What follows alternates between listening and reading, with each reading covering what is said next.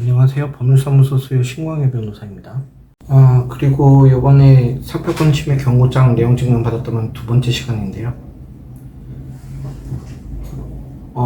그 다음에는 침해가 아닌 경우 관련해서는 무효사유가 가장 대표적입니다. 이거는 조문이 너무 많고 각각 어떻게 해석되는지에 대해서 좀 검토할 필요가 있는 경우가 굉장히 많기 때문에 이건 시간이 생각보다 굉장히 많이 걸릴 수 있어요. 그래서 뭐 나름대로의 논리를 가지고서는 그런 거 아니냐 이것저것 검색하면서 오신 경우 있는데, 결국에는 이거는 변호사 상담이 필수적인 영역이라 생각 들고요. 요거 외에는 이제 1편에서 언급했던 진정상품 병행 수입하는 거 외에는 이제 대부분은 이제 침해 여부를 이렇게 판단하면서 요 무효사유를 같이 판단해야 되게 됩니다. 이 상표라는 것이 결국에는 출처운동 방지 기능이 가장 중요한 것이고, 그래서 표지가 자타 상품을 식별하는 기능으로서 활용되고 있는지를 확인해 보게 되는데요. 그래서 가령 보통 명사화된 거, 이런 거는 무효사유가 됩니다. 스카치 테이프에서 스카치 뭐 이런 거나, 스테이플러에서 후치케스, 이런 게 대표적인 경우라고 하죠. 보통 명사화돼 버린 경우에는 나중에 상표 관리를 들어간다고 하더라도 보통 명사가 때문에 이제 문제될 수 있어요. 그래서 일단 상표권자들은 계속 관리를 해야 되는 거죠. 그 상표로서의 기능이 희석화될 우려가 있기 때문에 그걸 방지하기 위해서요. 그래서 이런 자타 상품 식별 기능을 하느냐, 관련해 가지고선 교과서에서 이런 거를 상표적 사용이라는 표현을 가지고서는 상표적 사용이 아니다라는 항변에 관한 판시들이 굉장히 많습니다. 뭐 광고로 쓴 거냐, 인터넷에 쓴 거냐, 뭐 이런 거 관련해 가지고서는 굉장히 많이 있는데, 제가 검토해본 경우에 있어서 상표적 사용이 문제되는 경우는 거의 없었어요. 그래서 제가 나름대로 그 혼자의 추측과 생각으로는 이제 변호사들이 아직 상표권에 관한 인식이 없을 때 이런 거를 한번 비벼보자는 생각에서 많은 항변이 이루어졌고, 거기에 대한 판시들이 쏟아져 나왔기 때문에 이게 교과서에도 굉장히 많이 다루고 있는 것이 아닌가 그런 생각이 드는데, 거의 이걸로 항변하기가 좀 어렵습니다. 제 경험으로는 이건 참 어렵고요. 그래서 실질적으로 가장 또 많이 기술되고 있는 부분은 상품이나 상표에 있어서 동일 유사성, 동일 유사 여부, 이런 게 혼동을 일으키냐 여부거든요. 요거에 관한 판시들도 굉장히 많습니다. 근데 이 역시도 실제로는 이게 쟁점 이견되는 경우가 경험상으로는 거의 없다고 봅니다. 이제 혼동 가능성에 관해서는 상담자가 이렇게 상담 요청을 하면서 문자나 아니면 사진을 이렇게 보내주는 경우가 있는데요. 그걸 한번 눈으로 쓱 보면은 이게 본능적으로, 직관적으로 굉장히 와닿습니다. 이게 과연 침해일지 아닐지. 여기에 대해서는 과연 동일 유사한 것인가에 있어서는 외관, 호칭, 관념을 기준으로 이격적으로 관찰해서 판단해야 된다, 이런 기준이 있긴 한데요.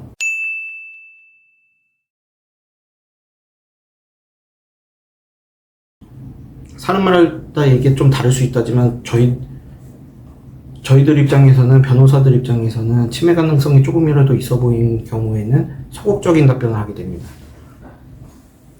소극적인 답변을 하게 된다는 측면이 어떤 것이냐면, 예를 들어서 사건성이 강한 것이 아니면은 애매하다, 일단 해봐야 된다,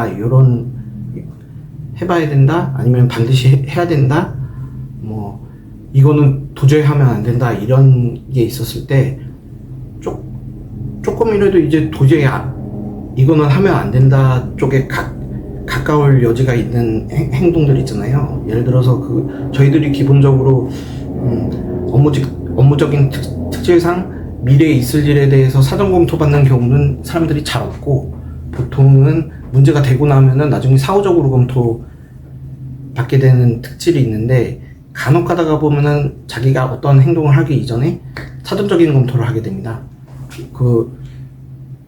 그럴 때 가장 대표적인 예가 가장 많이 문의가 오는 게 이런 글을 올리면 과연 명예훼손이 될까요?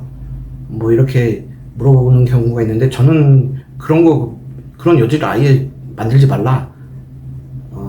괜히 그렇게 했다가 문제가 되면 어떡할 거냐 이런 취지에서 소극적인 답변을 한다는 거죠. 하지 말라.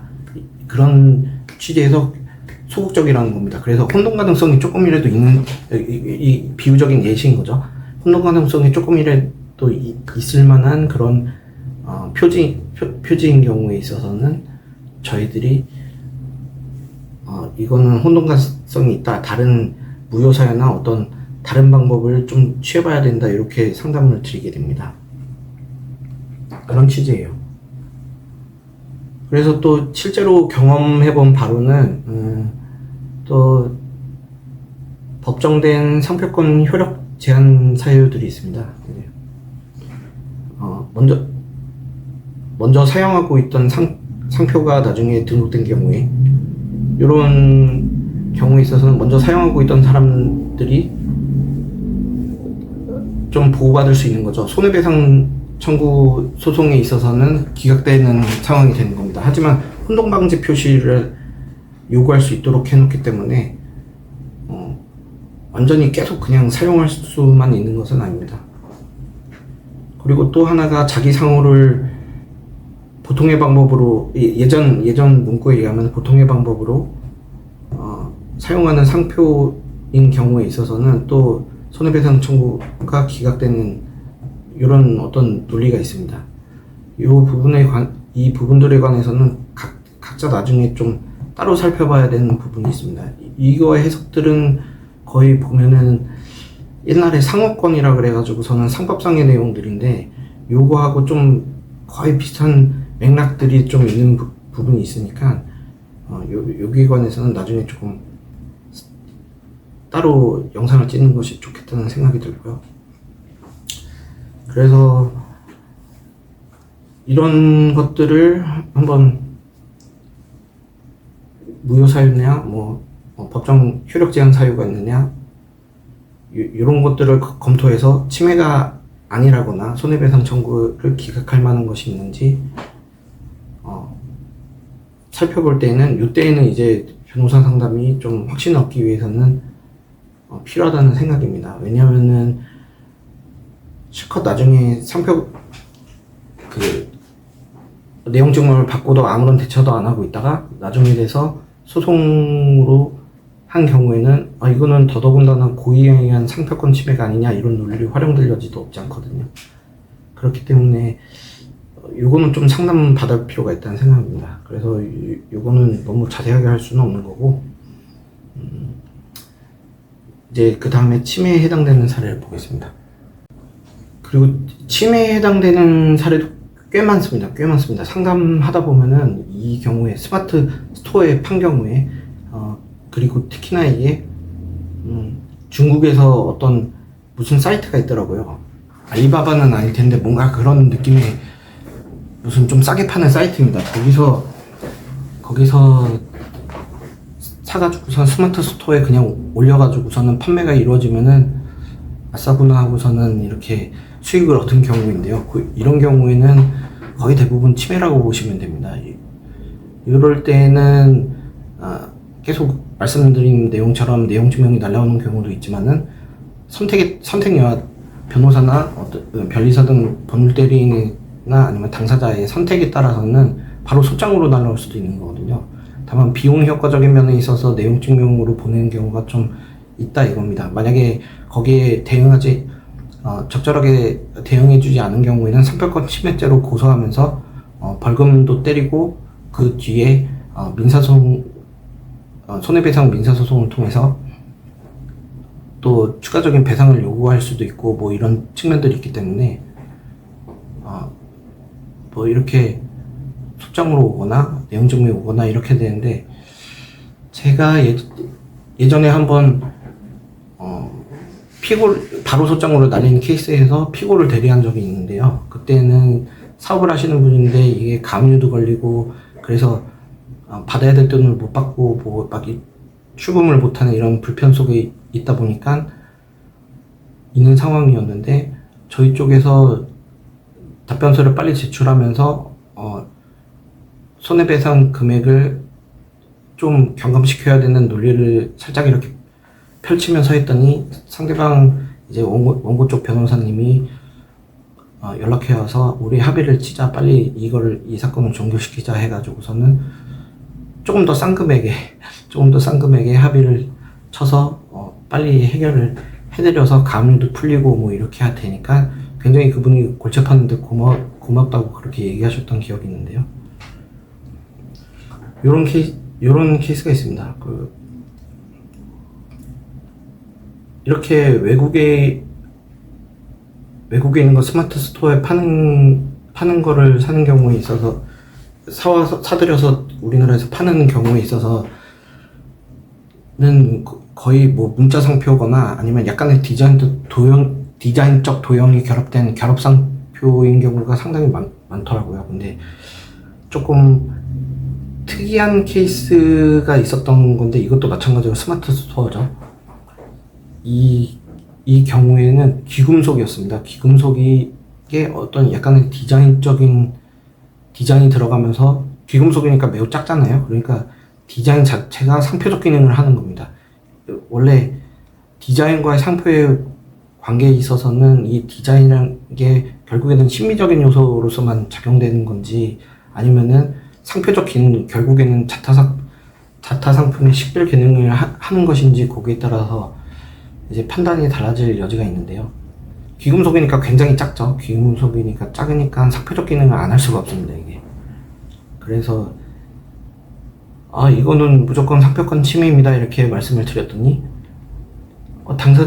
당사자분들은 아니 이게 진퉁하고 너무 대놓고 다르게 생겼는데 대놓고 다르게 생긴 짝퉁인데 이것도 상표권 침해냐 이렇게 물으시는 경우가 있더라고요. 이게 식별 기능을 저해하는 부분이 없지 않느냐 뭐 이런 취지로 생각하시는 것 같은데, 근데 이렇게 모조품들은 결국에는 품질을 보장해주는 상표로서의 기능을 저해하는 요소로서 아주 대표적인 상표권 침해 사례로 볼 수 있기 때문에 좀 잘못 생각하시는 거죠. 이럴 때도 이제 합의를 할 때 어떻게 하면은 조금 그나마 비용적으로 좀 손해를 덜 보고서는 합의를 하실 수 있는지 그 접근 방법을 저희가 안내해 드린 경우가 있는데요.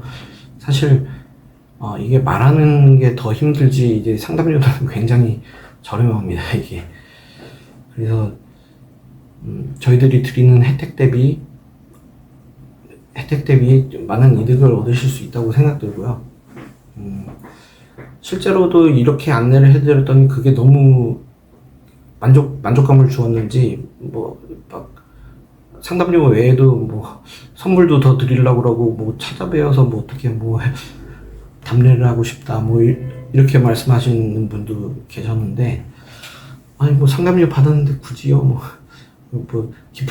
기프티콘 나중에 주시더라고요. 뭐 그런 경우도 있었습니다. 근데 이렇게 뭐 대략적으로 그냥 케이스 몇 개 상담했던 것 중에 기억나는 케이스 몇 개 이렇게 해가지고서는 내용 증명을 받았을 때 어떻게 대처하는지에 대해서 개괄적으로 좀 말씀을 드렸는데요.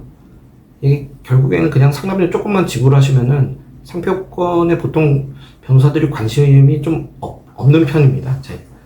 제가 알기로는 좀 없는 편인데, 관심이 있는 변호사들은 뭐 잘 안내를 이렇게 해드릴 거라고 생각 들고요.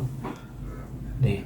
어떤 경우에는 큰 금액의 손실을 볼 수 있는데도 아까 1편에서 말씀드렸던 것나 이런 것처럼 그냥 아예 완전히 항변할 수 있어서 무효사유 같은 걸 발견할 수도 있는 것이니까요. 뭐 상담을 받아보시는 걸 권합니다. 직접 뭐 찾아보셔도 좋지만은 직접 찾아보다가 결국에는 확신이 없어서 변호사를 찾는 거라고 생각들거든요.